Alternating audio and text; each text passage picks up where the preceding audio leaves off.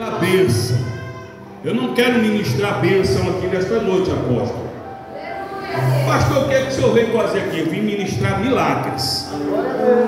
Há uma diferença entre bênção e milagres.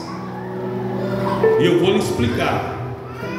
Por exemplo, se você trabalha e vai comprar um carro, uma moto, e Deus lhe abençoa para você poder pagar as prestações, é uma bênção. Mas se você não tem como pagar, comprar, e de repente alguém chega assim e fala assim: está aqui a chave da moto, Deus mandou te dar, é milagre. Então, bênção também é sobrenatural, só que milagres é muito além. É algo de uma dimensão muito grande. Milagres é o que eu quero profetizar na tua vida nesses 2 dias. Não vou profetizar bênção, milagres. Aquilo que tu não alcança, tu vai alcançar. Aquilo que tu não pode, você vai poder realizar. Aquilo que você não tem condições, o Pai vai preparar. Aquilo que não tem jeito, Deus vai mudar a história, vai mudar o quadro, vai quebrar o cativeiro. Deus vai fazer milagres nesses 2 dias para a glória do seu nome. Quem crê? Quem crê? Preste atenção, irmãos. É milagres. Olha o que aconteceu aqui nessa passagem bíblica. A Bíblia diz que Herodes manda prender a Pedro. Pedro está encarcerado. Aleluia. Herodes, no outro dia, ia trazer ele para envergonhá-lo e ele ser um testemunho para os demais que pregavam acerca de Jesus, o Nazareno, para que os outros não pregassem. E a Bíblia diz que Herodes maltratava os cristãos, açoitava os cristãos. E a Bíblia diz que os judeus, fariseus, achavam bom, eles gostavam de ver Herodes maltratando os cristãos. Aleluia. Mas de repente a Bíblia nos revela que a igreja, como esta que está aqui, estava reunida em uma casa e começaram a orar. Agora preste atenção, era oração contínua, era uns rendendo aos outros. Uma equipe orava, outra equipe rendia, e orando, era oração contínua, orando por Pedro que estava na prisão. Agora preste atenção. Humanamente falando, na ótica humana, não tinha como libertar Pedro. A igreja não tinha autoridade. A igreja naquela época não tinha poder aquisitivo. Não adiantaria a igreja contratar um advogado naquela época. Não. Ninguém se importava com a igreja do Senhor. Porém, a igreja tinha um dono, a igreja tinha um Deus, o Todo-Poderoso. Eles não foram atrás de advogado, eles não foram atrás das autoridades terrenas. Eles se reuniram, oraram a Deus e Deus respondeu, enviando o anjo. E o anjo foi lá na prisão. E quando o anjo passava, as grades se abriram e o anjo chegou até Pedro e diz: ei, coloca a tua roupa, calça a tua sandália e me segue. E Pedro seguiu o anjo e todas as grades foram abertas pela ordem do Todo-Poderoso. Aleluia! E Pedro foi liberto e bateu lá na porta da casa. Ninguém acreditou. A Bíblia diz, olha para cá, que Pedro, eles estão orando ainda para Deus libertar Pedro, e Pedro já estava liberto. Eles estão lá, aí Pedro está batendo na porta. Bíblia diz que uma moça, uma jovem, ela abre a porta, vê Pedro e fecha a porta de novo. Falou: é um fantasma.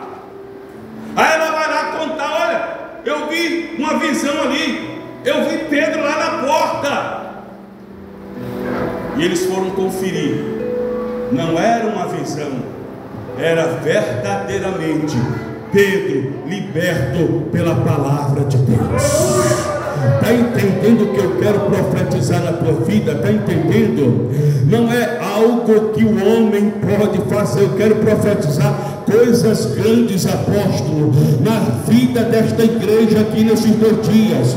Entendeu que é milagres? Um anjo foi lá e libertou. Não foi advogado, não foi promotor, não foi juiz, foi o Deus que criou os céus e a terra. É este Deus que nós estamos aqui servindo, adorando, clamando a Ele, e pode ter certeza que Ele nesta noite e amanhã responderá com fogo na tua casa, em nome de Jesus. Aplaude Ele bem forte aí.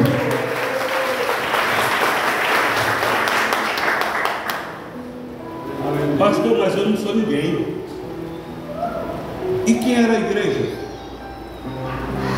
A igreja estava sendo perseguida. Ei, a igreja não tinha voz. A igreja não era nada naquela época, mas ela tinha diferenciais. Diga, diferenciais. Que eu e você tem que ter. Nós temos que ter. Ninguém importa com você, ninguém te dá crédito. Olha para você e diz: não vai conseguir.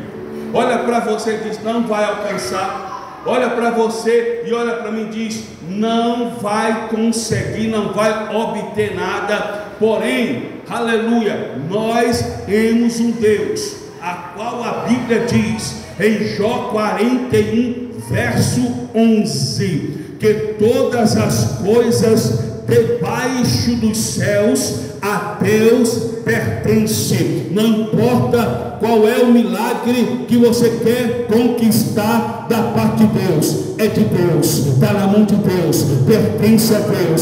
Se você crer, Deus vai te abençoar. A igreja não tinha voz, a igreja não tinha status, não tinha poder aquisitivo, mas tinha referenciais, tinha fé. A primeira coisa que a igreja tinha era fé. Aleluia.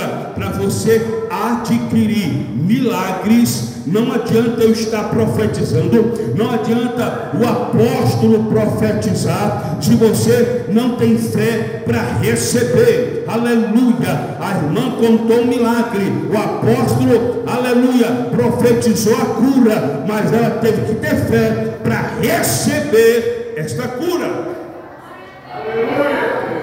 Porque se ela não tivesse fé, ela não receberia a cura.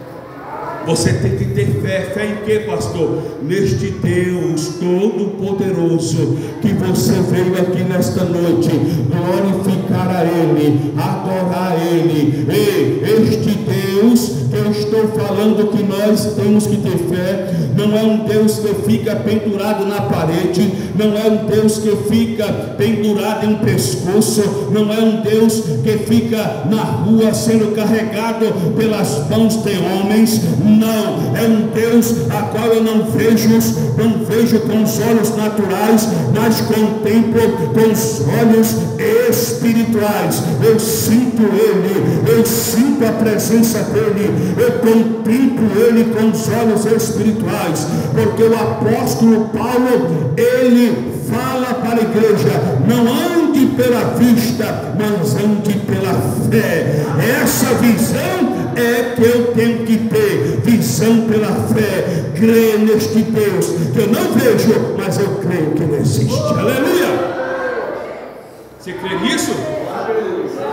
A Bíblia diz que a fé vem pelo ouvir, e o ouvir pela palavra de Deus.